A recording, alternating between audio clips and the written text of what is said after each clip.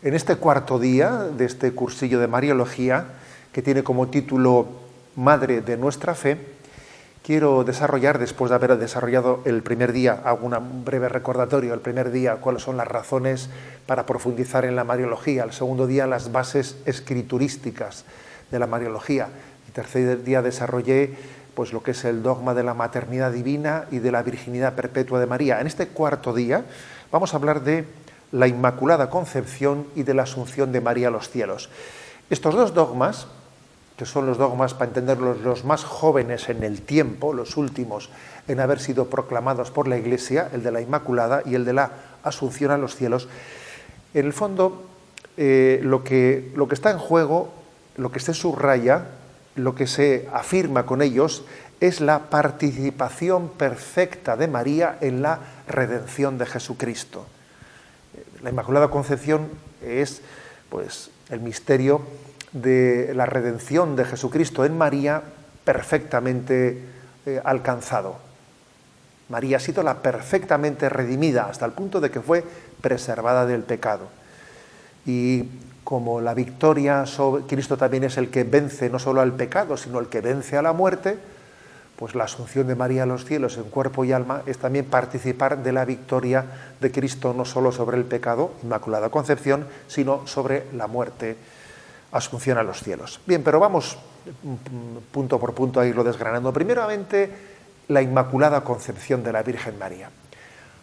Al igual que ayer os comenté, cuando hablábamos de la maternidad divina de María, que la fe del pueblo de Dios ha ido muchas veces en la historia por delante de la proclamación de los dogmas de la Iglesia, el pueblo creyendo, el pueblo confesando la fe, ha abierto camino para que los teólogos y los pastores y los obispos y los papas, también inspirados por el mismo Espíritu Santo, que inspira también al pueblo de Dios, formulen los dogmas, ¿no? Bueno, pues en el caso de la Inmaculada Concepción, de una manera muy especial. No olvidemos que la proclamación del dogma de la Inmaculada Concepción por parte del Papa Pío IX fue en el año 1854, como quien dice, antes de ayer, en la historia de la Iglesia, de una manera pues, muy reciente, ¿no? Y que hubo pues, ni más ni menos que 18 siglos en los que todavía el dogma de la Inmaculada Concepción no estaba proclamado. Entonces, alguno puede pensar, entonces no se creía en la Inmaculada Concepción hasta esa fecha en la que fue proclamado el dogma. No, se había iniciado mucho antes, ¿no? Esa fe en la Inmaculada Concepción, pero bien es cierto que existía todo un proceso, un increscendo de ir poco a poco tomando conciencia de esta verdad de fe, no exenta también de polémicas. Ayer hablábamos en el tercer día de este curso de Mariología, la polémica que supuso dentro de Constantinopla el debate sobre que la afirmación de que María era Madre de Dios. También existieron, ¿no?, grandes controversias pues, para la afirmación de que María es Inmaculada. Fue España principalmente, fue España la nación que más aportó en la afirmación de la fe en María como María Inmaculada. Os cuento algunos detalles que son hermosos y también son conmovedores, ¿no? Por ejemplo, en el siglo XV, entre el siglo XV y XVI, en España había un refrán que quería como dar una razón teológica de cómo obviamente María tenía que haber sido concebida sin pecado original. Porque el argumento era el siguiente, ¿no? Es que Jesús era su hijo, y un buen hijo para su madre quiere lo mejor, y además al mismo tiempo era Dios y podía hacerlo, ¿no? Entonces, fijaros, el refrán era el siguiente: si quiso y no pudo, no es Dios. Si pudo y no quiso, no es hijo. Dígase pues que pudo y quiso. O sea, Jesucristo puede hacerle a su madre Inmaculada porque es verdadero Dios, y quiere hacerla Inmaculada porque es un hijo que ama a su madre, ¿no? Es un refrán precioso, os lo repito. Si quiso y no pudo, no es Dios. Si pudo y no quiso, no es hijo. Dígase pues que pudo y quiso, ¿no? Es precioso. El caso es que sí, existió un gran debate entre los que se llamaban inmaculistas y los maculistas. La orden de los dominicos, siguiendo un poco, ¿no?, pues algunos escritos de Santo Tomás de Aquino, que Santo Tomás de Aquino pues no hablaba de que María fuese concebida sin pecado, sino que fue limpiada después en el seno, ¿no?, en el seno de su madre. Bueno, sin embargo, los franciscanos eran inmaculistas, decían que fue concebida sin pecado original. Había un debate que estaba sobre todo representado entre los dominicos maculistas y los franciscanos inmaculistas, y la verdad es que el debate dio para muchas polémicas, ¿no? Por Sevilla, por ejemplo, fue testigo de cómo pues hubo una predicación en la iglesia de los dominicos, en donde un tal padre Molina se atrevió allá por el año 1613, se atrevió a predicar que María había sido concebida con pecado original, pero que luego fue preservada del pecado, fue limpiada del pecado, ¿no?, después de haber sido concebido con pecado.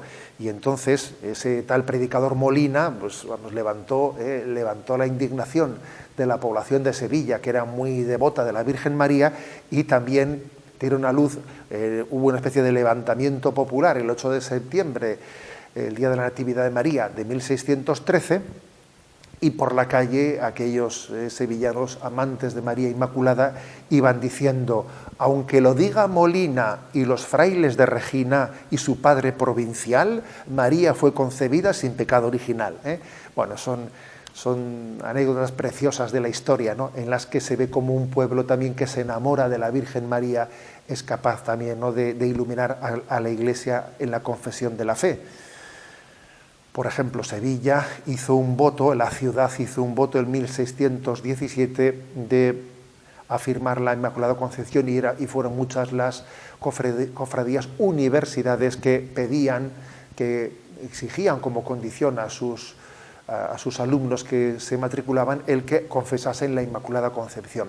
Con todos estos datos históricos, lo que quiero deciros es que, aunque la afirmación dogmática, y por lo tanto que nos obliga a todos, ¿no?, como católicos, pues fue del año 1854, mucho antes, el pueblo de Dios, especialmente amante de María, había sido gran defensor, ¿no?, de esta afirmación. Como digo, Pío IX, en 1854, declara lo siguiente: declaramos, afirmamos y definimos que ha sido revelada por Dios y de consiguiente que debe ser creída firme y constantemente por todos los fieles, la doctrina que sostiene que la Santísima Virgen María fue preservada inmune de toda mancha de culpa original, en el primer instante de su concepción, por singular gracia y privilegio de Dios omnipotente, en atención a los méritos de Jesucristo, Salvador del género humano. Esta afirmación dogmática, obviamente, tiene fundamentos bíblicos, claro que los tiene, ¿no? Ese famoso pasaje que tantas veces estamos citando en este cursillo de Mariología, Génesis 3:15, ¿no? Pongo hostilidades entre ti y la mujer, entre tu descendencia y su descendencia. Es decir, la enemistad entre Jesús y el diablo es total, y también esa lucha entre Jesús y el diablo es también cogida como testigo por María, por lo tanto no cabía en ella pecado alguno. Y acordaros de Lucas 1:28, es llena de gracia, que jaritomene, llena de gracia. Si es llena de gracia, ahí no cabe pecado alguno de ningún tipo, ni siquiera pecado original. Los padres de la Iglesia habían también utilizado muchas imágenes bíblicas aplicadas a María, que son muy bellas, y todas ellas apuntan en una dirección, apuntan en la dirección de la santidad de María. Por ejemplo, entre las imágenes de los padres está el llamarle a ella, llamarle Arca de Noé, porque sobrevivió al naufragio del pecado del mundo entero. El mundo entero fue náufrago, pero María era el Arca de Noé, la única alma pura entre todos los hombres, ¿no? También se le llama escala de Jacob, porque en el sueño de Jacob llegaba de la tierra al cielo una escalera por la que subían y bajaban los ángeles. María es esa criatura que sube y baja a Dios desde su Inmaculada Concepción. Se le llama zarza ardiente. Moisés contempló perplejo cómo las llamas no consumían las zarzas, ¿no?, ni conseguían impedir su florecimiento. También se le llama torre inexpugnable, se le llama huerto cerrado, se le llama ciudad de Dios. Todas ellas son imágenes del Antiguo Testamento aplicadas a Dios en esta expresión torre inexpugnable, huerto cerrado. Están subrayando que dentro del corazón de María no entra el pecado. Es una torre inexpugnable, es un huerto cerrado, es la ciudad de Dios, donde solo habita la morada de Dios. Qué imágenes tan bellas, ¿no? Y cómo los padres de la Iglesia ven prefiguradas en estas imágenes del Antiguo Testamento el misterio de María.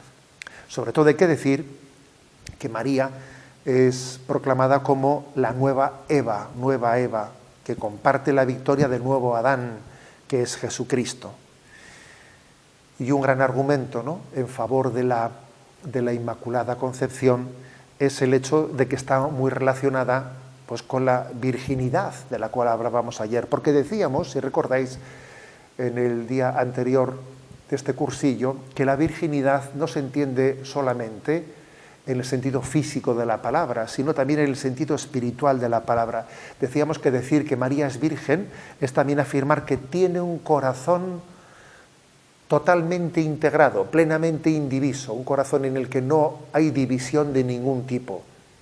Si hubiese habido algún tipo de pecado en María, su corazón no hubiese sido plenamente indiviso. Pero su corazón está plenamente unificado y entregado a Dios. Es la Inmaculada. En ese largo proceso hasta llegar a tomar esta conciencia no hay que escandalizarse en absoluto, ¿no?, pues de que hubiese percepciones equivocadas en los primeros momentos de la historia de la Iglesia. Recordad la promesa en la que se dice que el Espíritu Santo vendrá a iros poco a poco recordándoos, haciéndoos entender el sentido de todo lo que os he explicado. Y así, por ejemplo, pues en los primeros siglos, San Irineo, fijaros, no os va a sorprender lo que os voy a decir, ¿no? San Irineo él es un padre de la Iglesia que en ese primer momento él critica la precipitación de María en las bodas de Caná de Galilea por haberle pedido a su hijo que realizase ese milagro, y eso nos puede sorprender, ¿no?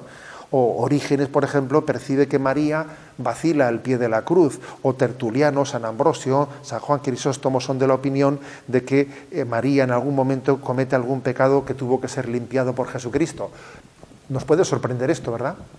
Pero es que tenemos la suerte de que la Iglesia, a lo largo de la evolución de los siglos, el Espíritu Santo que habita en ella le ha ido haciendo comprender cada vez de manera más perfecta el sentido de la revelación.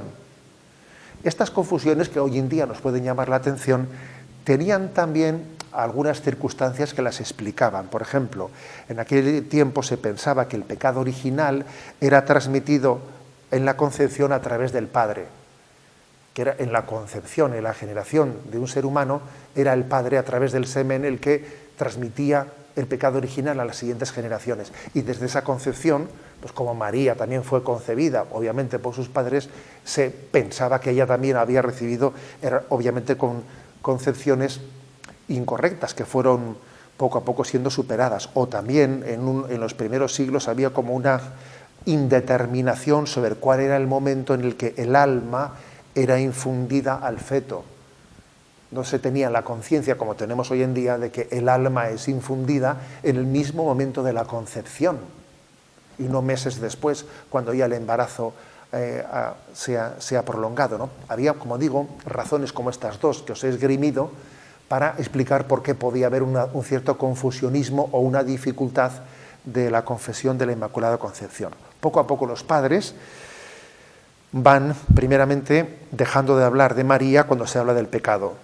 Por ejemplo, hay un sermón de San Agustín precioso que dice: hemos de exceptuar a la Santísima Virgen María, acerca de la cual no deseo suscitar cuestión alguna en lo tocante a los pecados.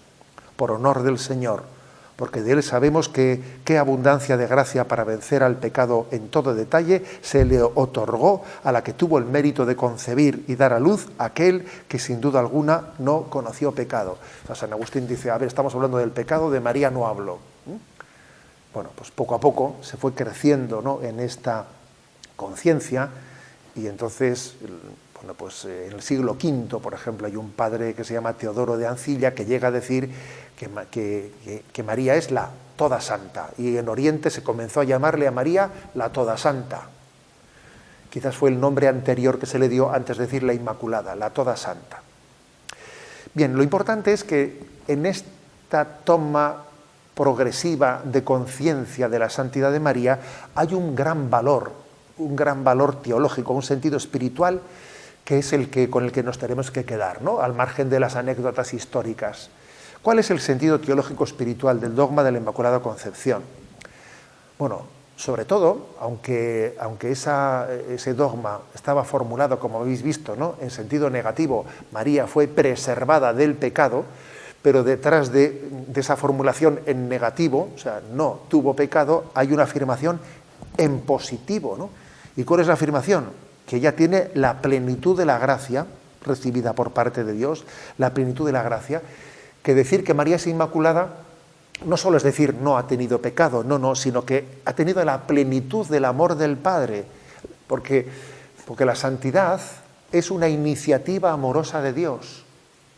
Ser santo es el mayor signo de ser amado de Dios.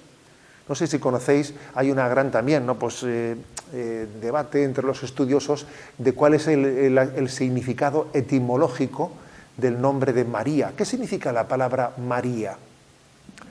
La verdad es que la palabra María, si veis en la Sagrada Escritura, la primera vez que aparece en las Escrituras es cuando el pueblo de Israel estaba desterrado en Egipto. De allí se dice que la hermana de Moisés se llamaba María, ¿no? Bueno, la etimología de María es complicada, pero posiblemente puede tener un origen en el que haya parte de hebreo, parte de egipcio, cuyo significado puede ser ni más ni menos que lo siguiente, y quedaros con esto, porque me parece que es lo principal. Significa María, el término María, amada de Yahvé. María es la amada de Dios. La santidad de Dios reclamó la santidad absoluta de María, ¿no? Y no hay mayor expresión, ¿no?, de que Dios nos ama, que nos da el don de participar de su santidad. Somos infinitamente amados por Dios. Por eso Dios nos llama a ser santos. La mayor prueba de que Dios nos ama infinitamente es que nos pide la santidad, nos llama a la santidad, nos da la gracia para que podamos ser santos, ¿no? En nuestra cultura quizás le hemos quitado importancia al pecado. ¿Qué más dará el pecado, no? O sea, tenemos una falta de conciencia de nuestra indignidad y falta de temor de Dios. No somos conscientes, ¿no?, de que el pecado tiene unas consecuencias mucho más dramáticas de las que nos parece que es algo insignificante, ¿no? Es una cultura, la nuestra, frívola, hemos frivolizado el pecado. Sin embargo, el amor de Dios es incompatible con el pecado. Si se ama a una persona, se le desea su bien. Y es dramático, el pecado es dramático, porque es la separación del bien. Por eso que Dios nos ama es que Dios está plenamente comprometido con nuestra santidad. Esto es lo principal, lo que debemos de quedarnos, ¿no?, como el testamento, lo que la Inmaculada Concepción quiere enseñarnos. Ella fue la criatura más amada por Dios de toda la historia. Por eso fue inmaculada. Y nosotros también participamos de ese infinito amor de Dios. Por eso nos llama la santidad. Y un sentido más también de la Inmaculada Concepción. María es la mujer perfectamente libre, porque para poder colaborar con Dios era importantísima tener una plena libertad. Ahora bien, una plena libertad solo se tiene cuando no se peca, porque cada vez que se peca somos menos libres. Otra cosa que tenemos que purificar de nuestro concepto es el concepto que tenemos de libertad. A veces pensamos que la libertad es poder pecar. No, pero lo de poder pecar no es la libertad, es una consecuencia de la libertad. Pero cada vez que pecamos somos menos libres. Nuestra libertad está más esclavizada. Donde seremos plenamente libres es en el cielo. Allí seremos plenamente libres y allí no podremos pecar. Con lo cual eso de que la libertad es poder hacer una cosa o su contraria, definir la libertad meramente como poder hacer el bien o el mal, cada uno que elija, bien o mal, porque lo importante es ser libre. No, eso no. Ese es un falso concepto de libertad. La libertad es la capacidad de poder determinarnos para el bien. Cada vez que nos determinamos para el mal, somos menos libres. Bueno, pues esto es lo que la Inmaculada Concepción nos enseña también. La santidad es condición para la libertad. Cuanto menos santos somos, menos libres somos, más esclavos somos del pecado. María es la mujer plenamente libre que en su santidad nos descubre qué es la libertad, qué es la verdadera libertad. Y además, su santidad, la santidad de María, no le aleja del resto de los pecadores. A veces pensamos que las personas santurronas, perdón por la expresión, son personas que no pisan el suelo, que están en las nubes, que no tocan la realidad. Las personas santas no son capaces de convivir, ¿no?, con los pecadores. Eso no es verdad. Eso no es así. Lo cierto más bien es lo contrario, que los pecadores no se aguantan entre ellos. Los pecadores no tienen paciencia unos con otros porque son pecadores, sin embargo, la santidad tiene mucha paciencia, como el corazón de Cristo lo ha manifestado, ¿no? La santidad no le aleja de la realidad a María, no le tiene alienada en una nube, no, María es madre de los pecadores y está muy cerca de nosotros, de todos y cada uno de nosotros. En este dogma de la Inmaculada Concepción apreciamos algo, ¿no?, que a veces, pocas veces pensamos en ello, ¿no?, que es el valor de la preservación. Dios no solo nos redime en el sentido de que nos da la gracia para reparar lo que hemos hecho mal, sino también nos da la gracia para preservarnos de hacer el mal. María fue preservada del pecado original. Nosotros también esa gracia la recibimos de una manera participada, no en cuanto al pecado original del que no hemos sido preservados, pero sí en cuanto a haber sido preservados de muchos pecados. A veces cuando vemos a hermanos nuestros caer de una manera esclava, con una esclavitud torpe, en determinados pecados, ojo con mirarles por encima del hombro y decir, pero ¿cómo puede ser tan torpe? Pero es que no tiene fuerza de voluntad. Ojo, tú dale gracias a Dios por haber sido preservado, por haber recibido una gracia de Dios de la cual quizás tú no eres consciente, ¿no? O piensas que es puro mérito tuyo o un mero mérito humano, sin descubrir que has recibido la gracia de haber sido preservado. Pues bien, no quiero concluir en esta disertación sobre lo que es la Inmaculada Concepción de María sin subrayar una cosa, y es que la devoción al corazón inmaculado de María está muy ligada, es muy iluminadora de este mismo misterio de la santidad de la Inmaculada Concepción. El corazón inmaculado de María es una forma de invocar a María que ayuda mucho a entender la Inmaculada Concepción. Desde los primeros tiempos de la historia de la Iglesia, de los primeros padres, se afirmó que María concibió a Jesucristo, antes le concibió en su corazón que haberle concebido en su seno. Fijaros, esta es una afirmación de los padres. María concibió a su hijo antes en su corazón que en su seno. El corazón inmaculado de María pues era plenamente abierto al don de Dios. ¿Os acordáis que en este cursillo de Mariología, cuando hablábamos de la maternidad de María, cuando hablábamos, mejor dicho, del pasaje del capítulo 3 de San Marcos, en el cual se le dice, tu madre y tus hermanos están ahí fuera, ¿no? Y entonces dice Jesús, ¿quiénes son mi madre y mis hermanos? Estos son mi madre y mis hermanos, los que escuchan la palabra de Dios y la cumplen, ¿no? Comentando este texto, San Agustín dice que María había tenido más mérito por ser discípula de Jesús que por ser su madre. María había tenido un mérito superior por ser la perfecta discípula que por haber sido elegida como madre. Y aquí también podemos decir que María concibió a Jesús, antes le concibió en su corazón que en su seno, porque era la perfecta discípula, la que era la perfecta amada por Yahvé, que le respondía amor gratuito con amor gratuito. Hablar del corazón inmaculado de María es también hablar de que María es la morada de Dios, es el Sancta Sanctorum. El Sancta Sanctorum, sabéis que era un lugar especial dentro del templo de Jerusalén, en donde había un velo que cubría el Sancta Sanctorum y nadie podía entrar dentro de ese velo, únicamente el sumo sacerdote un día al año, porque era un lugar en el que habitaba la gloria de Yahvé. Y si alguien entraba allí, según la concepción judía, no podía vivir. Era el lugar sagrado, el lugar santo en que el hombre no podía entrar. Bueno, pues ese Sancta Sanctorum, donde habita Dios, es el corazón inmaculado de María, que es templo de la Santísima Trinidad. Lugar también ese corazón inmaculado de María, en el que ella, al mismo tiempo que goza de la presencia de Dios, de la inhabitación de Dios, al mismo tiempo en ese corazón participa de la pasión de Cristo, porque su corazón fue, acordaros de esa profecía del anciano Simeón, traspasado por una lanza. María participa de la pasión de Cristo, igual que podemos decir que Cristo sigue padeciendo en el mundo, sigue llorando en la tierra, porque la pasión de Cristo continúa, también María sigue siendo copartícipe de esa pasión de su Hijo. Bien, fue San Juan Eudes quien en el siglo XVII inició especialmente el culto al corazón inmaculado de María.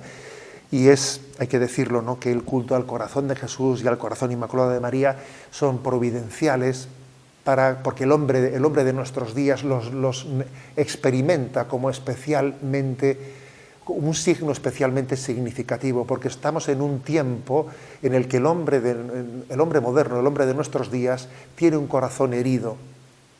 Estamos llenos de heridas afectivas. Nuestros corazones sangran porque hemos sufrido muchas decepciones y nuestros corazones están heridos. Por eso la imagen del corazón de Cristo y del corazón inmaculado de María es tan significativa. Por eso en esa gran crisis de la pandemia del coronavirus, pues se recurrió, por ejemplo, el día 25 de marzo, ¿no? 25 de marzo del año 2020, a la consagración al corazón inmaculado de María y corazón de Jesús en el santuario de Fátima. Por lo tanto, el misterio del corazón inmaculado de María está especialmente unido a nuestra fe en la santidad de María, en el dogma de la Inmaculada Concepción. Y doy un paso más, porque estábamos diciendo que estos dos dogmas, los últimos en la historia de la Iglesia, ¿no?, el de la Inmaculada Concepción y el de la Asunción de María a los cielos, los dos lo que subrayan es la perfecta participación de María en la redención de Jesucristo. Voy a la Asunción de María a los cielos, que es un dogma muy, muy reciente. Fue Pío XII el que lo proclamó en la bula Munificentissimus Deus en el año 1950, muy reciente. Después de haber consultado a todos los obispos del orbe católico, proclamó el Papa en el año 1950, repito, proclamamos, declaramos y definimos ser dogma divinamente revelado que la Inmaculada Virgen María, cumplido el curso de su vida terrestre, fue asunta en cuerpo y alma a la gloria celestial. Esa es la definición breve, ¿no? Lo que se está afirmando ahí que María, a diferencia del resto de los santos, no espera al final de los tiempos a la resurrección de los cuerpos para que su cuerpo, una vez resucitado, se una al alma y disfrute de Dios en cuerpo y alma. No, María, sin esperar a ese momento de la resurrección final, participa ya, ¿no? Su cuerpo ha sido asunto al cielo y junto con el alma de María, María entera, toda María, ¿no?, participa plenamente de esa gloria de Dios. Es una afirmación esta muy interesante, porque fijaros que esta afirmación de que también está llamado a la gloria nuestro cuerpo este cuerpo mortal nuestro que tantos problemas nos suele dar. Porque a veces, vamos a ser claros, ¿no? experimentamos el cuerpo como algo que nos pesa, que casi no nos ayuda a acercarnos a Dios, que es una especie como una rémora, ¿no? Un peso que arrastramos. Bueno, pues esto que lo experimentamos así, sin embargo, este cuerpo está llamado a ser glorificado y a participar de la resurrección de Jesucristo. Y cuando esperamos en la vida eterna, todo yo, no solo mi alma, mi cuerpo y alma está llamado a participar de la plena resurrección de Jesucristo. Nada que ver con las espiritualidades dualistas, de corte reencarnacionista, que lo que vienen a decir es que hay que despojarse del cuerpo y llegar a un nirvana en el que ya nosotros no necesitemos del cuerpo y nos fundamos con un infinito. No, de eso nada. Dios no se avergüenza de lo que ha creado y este cuerpo humano ha sido creado por Dios y está llamado a la gloria. Y por eso enterramos a nuestros cuerpos en los cementerios. ¿Sabéis qué significa cementerio? Cementerium, en latín, significa dormitorio. No puede ser más significativo, es el dormitorio en el que reposan los cuerpos de nuestros difuntos en la espera de la resurrección. Pues bien, María, al haber recibido ese privilegio, ¿no? ese don, esa gracia de no tener que esperar a la resurrección final, sino haber sido asunta a los cielos en cuerpo y alma, María nos está recordando que también nuestro cuerpo está llamado a la gloria. ¿Por qué está llamado a la gloria nuestro cuerpo? No solo porque fue creado por Dios, y Dios no se desdice de nada de lo que ha creado, sino porque Dios, para redimirnos, asumió también el cuerpo humano. Se encarnó, tomó carne y glorificó esa carne. Jesucristo resucitado tiene una carne glorificada y por tanto la carne entrará a ver la gloria. Bien, este es el dogma, esta es la fe, esta es la fe de este dogma mariano. Insistimos, ¿no? Especialmente como lo hacemos, cuál es el significado, cuál es el significado de este dogma. Desde el punto de vista cristológico, hay que decir que hay un argumento, ¿no? Un argumento para que María esté asunta a los cielos en cuerpo y alma. El argumento podría ser el amor de Cristo hacia su madre. Un amor tan especial que la quiere plenamente cerca de sí. Igual que, fijaros, los evangelios no cuentan, no narran que Jesús resucitado se apareciese a la Virgen María después de su resurrección, ¿no? Sin embargo, San Ignacio de Loyola en sus ejercicios espirituales dice: los evangelios no narran, no cuentan que la primera persona a la que Jesús resucitado se apareció fue a su madre, a la Virgen María. Pero no lo cuentan porque suponen que tenemos entendederas y que entendemos que es de sentido común que la primera en aparecerse fuese la Virgen María, ¿no? Un encuentro entre ambos que tuvo lugar fuera de las cámaras, sin ningún testigo, ¿no? Por eso los evangelistas no lo recogen, ¿no? Pero es que sin duda alguna así fue, ¿no? Y Jesús quiere tenerle a su madre muy cerca de él, muy asociado a esa gloria, a ese estado glorioso en el que Jesús está sentado a la derecha del Padre, pero al mismo tiempo llevando a cabo la obra salvífica muy, muy cerca de su iglesia, y por eso quiere que María esté asunta a los cielos para que, estando junto a él, sea medianera e intercesora ante todos nosotros, ¿no? Este es un argumento cristológico. Y el segundo argumento, en el que quiero insistir, que también está ligado al anterior, es la inseparabilidad de Jesús y de María. Jesús y María son inseparables. Dios quiso que Jesús viniese a través de ella y Él ha querido que sea a través de ella también como lleve adelante su obra de redención en el mundo. Son inseparables. Me permitís una pequeña anécdota, y es que en una ocasión, pues saliendo fuera de esta catedral, recuerdo que se me acercó una madre con una niña que había hecho su primera comunión, y me decía la madre: me decía, mire, es que la niña me hace preguntas, está en esta edad en la que todos son preguntas y tiene alguna pregunta para hacerle, a ver si usted se la puede responder, ¿no? Y entonces la niña, ni corta ni perezosa, me preguntó lo siguiente: si Jesús se ha quedado con nosotros en la Eucaristía, ¿por qué no se ha quedado también la Virgen María en la Eucaristía, como se ha quedado su Hijo Jesús en la Eucaristía? Y claro, la verdad es que yo me quedé perplejo porque jamás se me había ocurrido una cosa así y me quedé que no sabía muy bien qué responderle a esa niña, ¿no?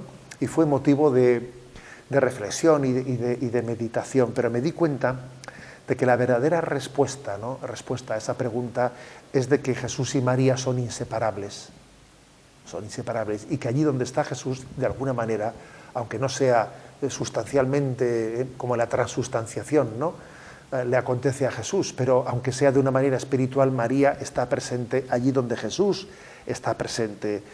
Es la embajadora de su Hijo. Donde está Jesús está también María, preparando nuestro encuentro con Jesús en la Eucaristía, ¿no? Así que aquella pregunta de aquella pequeña niña teóloga, que decía, ¿por qué no se ha quedado también la Virgen María en la Eucaristía, ¿no?, si Jesús también se ha quedado?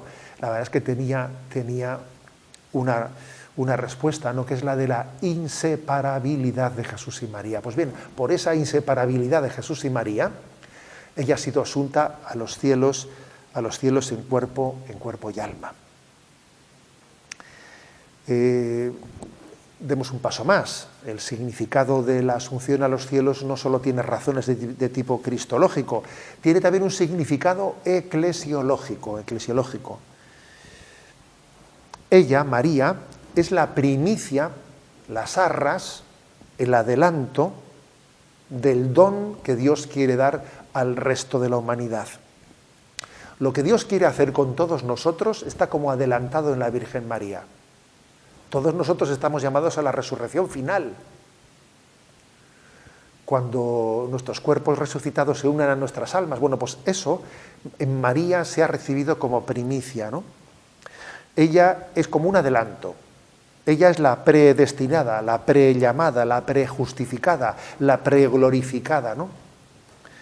En ella vemos la vocación tan grande a la que todos nosotros estamos llamados. ¿Te maravillas de que ella es inmaculada? Sí, pero no únicamente te quedes maravillado viéndolo como algo que acontece en ella. Piensa que también Dios te llama a ti a ser santo e inmaculado en el amor. ¿Te maravillas de verla asunta a los cielos rodeada de ángeles? Sí, maravíllate, pero piensa también que esa es una vocación a la que tú y todos nosotros estamos llamados, ¿no? Es decir, María, los dones que ha recibido, lo que están haciendo es que caigamos en cuenta de la dignidad que tenemos los que hemos sido creados a imagen y semejanza de Jesucristo, a imagen y semejanza de Dios, y que estamos llamados a la santidad. Ella nos ayuda, la Virgen María nos ayuda a descubrir nuestra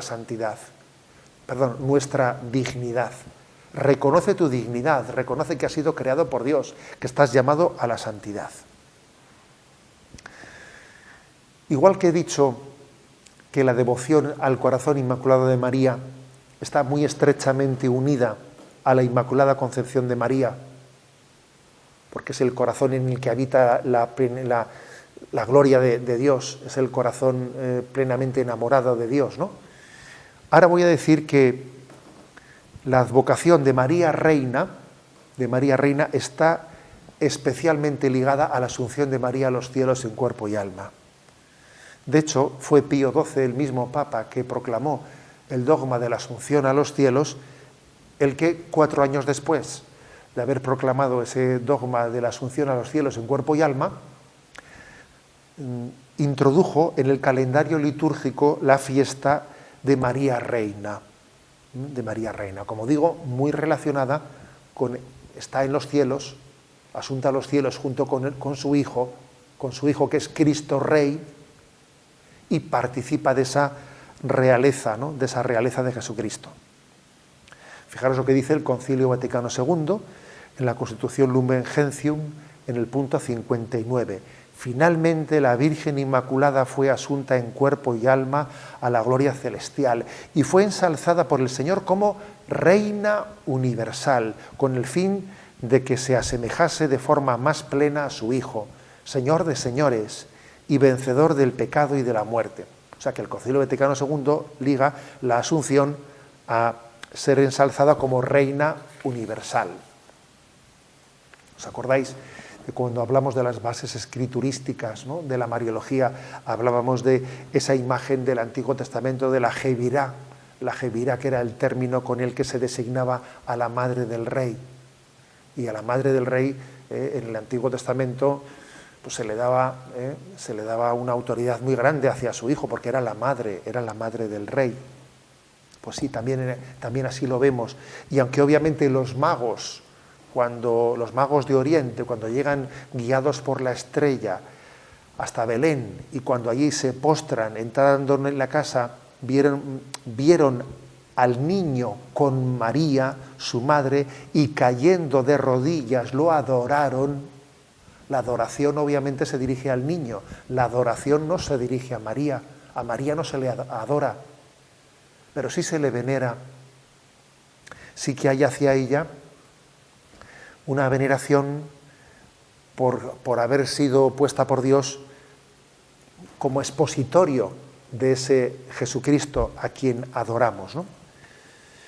Fijaros, San Juan Damasceno dice con una belleza tremenda: verdaderamente se convirtió en señora de toda la creación desde que llegó a ser madre del Creador. Fue madre del Creador y se convirtió en señora. Señora, la palabra señora es Señor, habla de su realeza. Señora de toda la creación. En conclusión, ¿no?, aunque en sentido estricto propio tan solo Jesucristo es Rey, solo Él es el Rey, María, de una manera participada por gracia, como Madre de Cristo Dios, y como asociada a la obra del Divino Redentor, también ella participa de esa dignidad real de su Hijo Jesucristo, de manera limitada, analógica, pero participa, y por eso le llamamos María Reina. María Reina. No nos escandalicemos de esto. ¿Acaso no se nos dice también a nosotros que somos reyes, que estamos llamados a reinar con Cristo? Recordad, por ejemplo, 1 Pedro 2,9, ¿no? Vosotros, en cambio, sois su linaje elegido, un sacerdocio real, una nación santa, un pueblo adquirido por Dios, para que anunciéis las proezas del que os llamó de las tinieblas a la luz maravillosa. Apocalipsis 1,6 dice: al que nos ama y nos ha librado de nuestros pecados con su sangre y nos ha hecho un reino de sacerdotes. A él sea el poder por los siglos de los siglos, ¿no? Y también Apocalipsis 5, 9, 10 vuelve a proclamar: nos has hecho para ellos un reino de sacerdotes y reinan sobre la tierra. Sí, reinamos, estamos llamados a reinar sobre la tierra, porque el reino es de Cristo, pero Jesucristo no nos quiere como súbditos esclavos, no, nos quiere como hijos asociados y que participan también del reinado de su Padre. Fijaros, ¿no?, qué imagen tan hermosa. Ese reinado de Cristo, Él quiere que seamos señores, que tengamos un señorío sobre la creación, que no seamos esclavos de la creación, que nuestra voluntad sea dueña y señora, y no que seamos esclavos de Dios y dueños de nuestra voluntad, dueños del mundo, participando de su señorío. Pues bien, queridos hermanos, ¿no?, de esta manera hemos desarrollado en este cuarto día del cursillo, hemos desarrollado la doctrina referida a la Inmaculada Concepción y a la Asunción de María a los cielos, subrayando que la Inmaculada Concepción tiene una expresión muy especial en la devoción al corazón inmaculado de María, y subrayando que la Asunción de María a los cielos tiene también una expresión muy especial en la advocación de María Reina. Es la perfecta María, ella es la que ha recibido perfectamente la redención de Jesucristo. A ella le pedimos, y os invito a que nos unamos todos, ¿no?, a esta petición, que acojamos, que nos ayude ella a acoger perfectamente, ¿no?, esa redención de Jesucristo sobre nuestras almas. Continuaremos, Dios mediante, mañana en el último de los días ya, en el quinto y último día de este curso de Mariología, donde esperamos desarrollar pues, distintos aspectos de la espiritualidad de María y donde también queremos hablar sobre el culto a la Virgen María. Hasta mañana, si Dios quiere.